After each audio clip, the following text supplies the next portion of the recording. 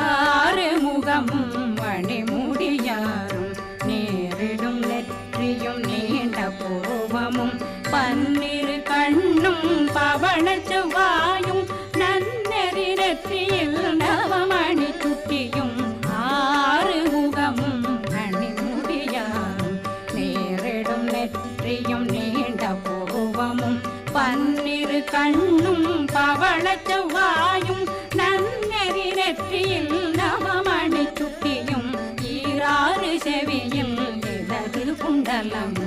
ஆறு